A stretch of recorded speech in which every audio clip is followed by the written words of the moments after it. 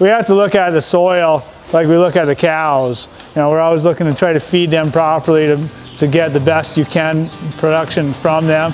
You need to do the same with the soil and look at it that way. And the dragline is definitely one of probably the biggest tool that we've used going forward.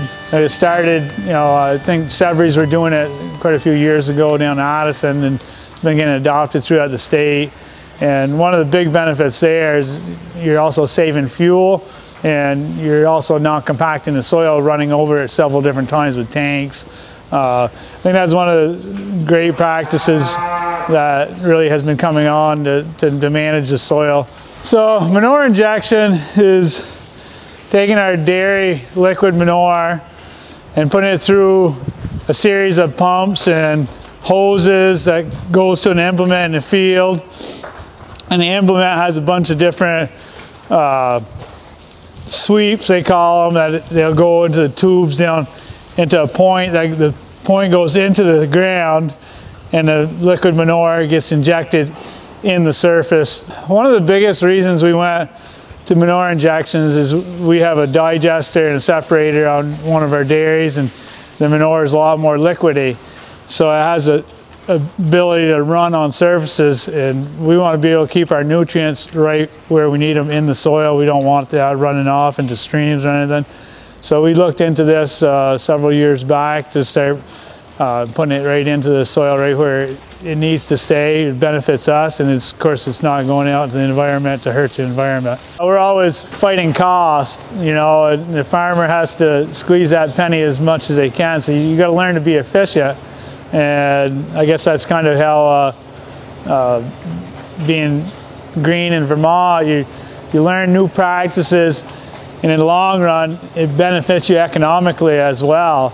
You become more efficient, you don't throw things away, you utilize your fuel better that goes through your tractors, you don't run needlessly over acres and turn things over that don't need to be turned. The cover cropping is huge for me because it's also recycling the nutrients.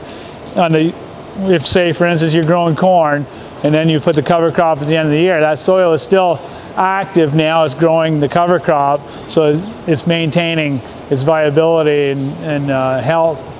When that cover crop is then killed, it'll recycle the nutrients through nitrogen into the corn plants later that year, so I can cut back on the use of commercial fertilizers that I'm putting.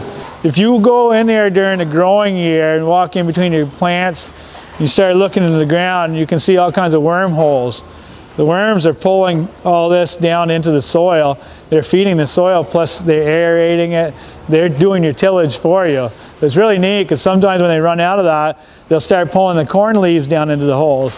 So it's really neat to look at that. One thing I have noticed with injecting the manures over all these years, I'm doing a lot less of, in the summertime, of top dressing nitrogen. My PSNT tests are coming back saying I don't need any on a lot of the fields. And I know that's because now we're putting that manure right into the soil, and it's not escaping, it's staying right there. So it's just a huge, it's a health benefit for the plants, and the environmental benefits are humongous, you know. I take advantage of the winter months, and I go to a national no-till conference where there's upwards of 1,000 people from a lot of different states, and you can kind of find out what practices work for them. It may not always work for you in your state or your location, but there's ideas that, you know, you're open-minded and you bring it in, and your neighbors see what you're doing and they catch on. They know if you're successful at what you do, they're going to adopt some of the things that you do onto their particular farms also.